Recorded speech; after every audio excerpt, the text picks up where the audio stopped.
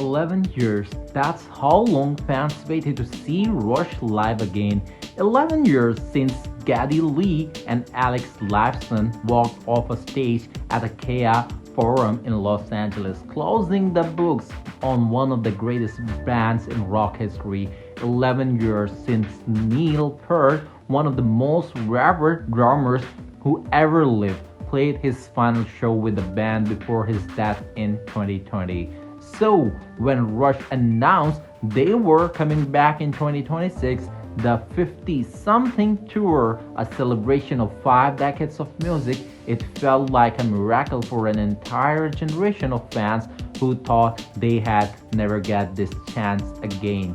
But here's the thing about miracles, they are fragile, and over the last several weeks this tour has hit turbulence that nobody saw coming.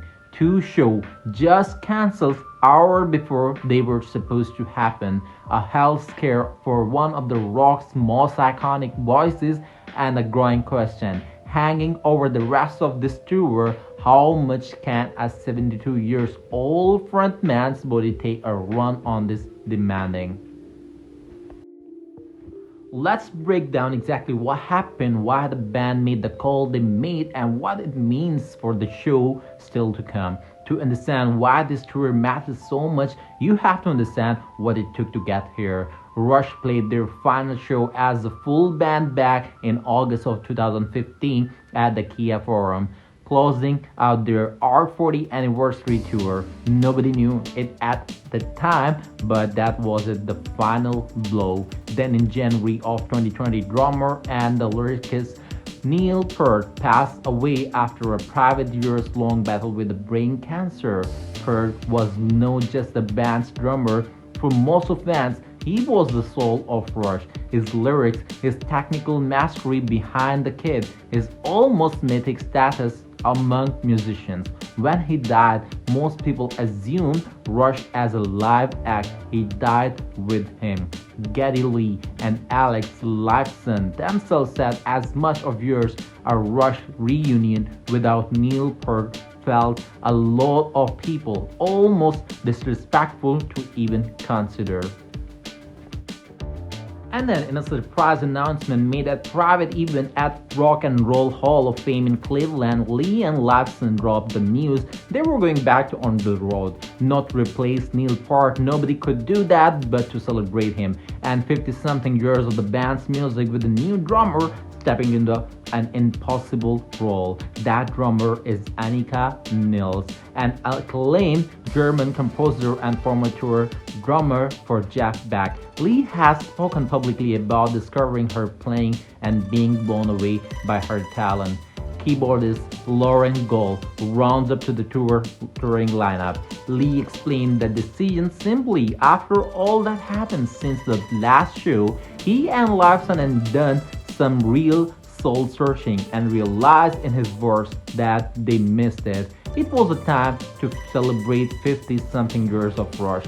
The tour kicked off June 7, 2026 at the Kia Forum, the exact same venue where the band had said goodbye 11 years earlier. From there, it moved to Mexico City, then into the United States, with the stops including Fort Worth, Chicago, New York, and 2 emotional homecoming shows in the Toronto before eventually expanding into South America and Europe in 2027.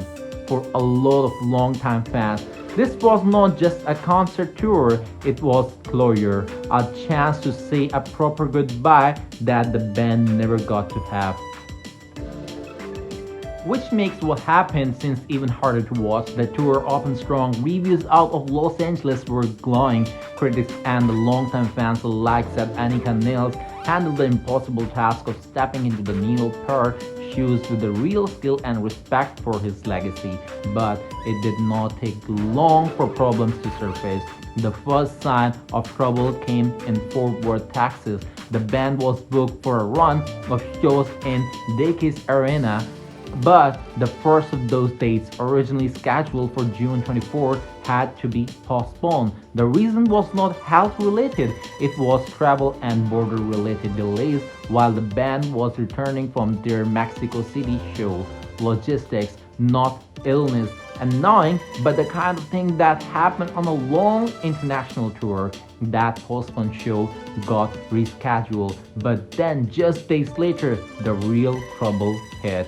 Hours, literally hours before the band was set to take the stage for back-to-back Fort Worth dates on June 30th and July 2nd, Rush announced both shows were being postponed. The reason this time was much more serious. Geddy Lee, the band's legendary bassist and lead vocalist, had been diagnosed with laryngitis and bronchitis. Let's talk about what that actually means for a moment because it's a bigger deal than it might sound. Laryngitis is an inflammation of the voice box. Bronchitis is inflammation in the airways of the lungs. Individually, either one of the rough. Together for a 72-year-old man who needs to sing lead vocals and play complex bass lines for the 2.5 hours a night, multiple nights a week across a month-long tour, that's a serious problem.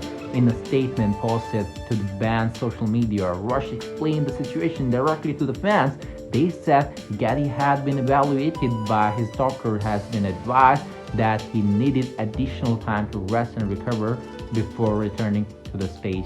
The band did not try to downplay how disappointing this was.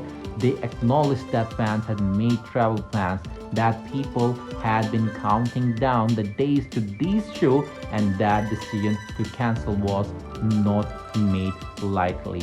But then came the line that really stuck with the people, and honestly, it's the part of the story I respect the most. The band said that after more than 50 years of touring, they have always believed that if they are going to step on a stage, they owe their fans the very best performance they can possibly give. In other words, they had a choice. They could have pushed Geddy out there anyway, let him croak to a couple of shows on a damaged voice and collected the ticket revenue. Plenty of acts have made that call before. Rush did not.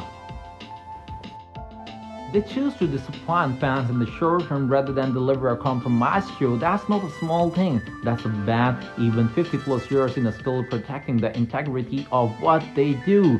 The postponed shows were rescheduled. The June 30th date pushed to July 11th and the July 2nd date pushed to July 13th, giving Lee close to 2 weeks to recover before getting back on stage. Here's what worries me watching all this unfold, and I think it's worth saying out loud instead of just celebrating the rescheduled dates and moving on.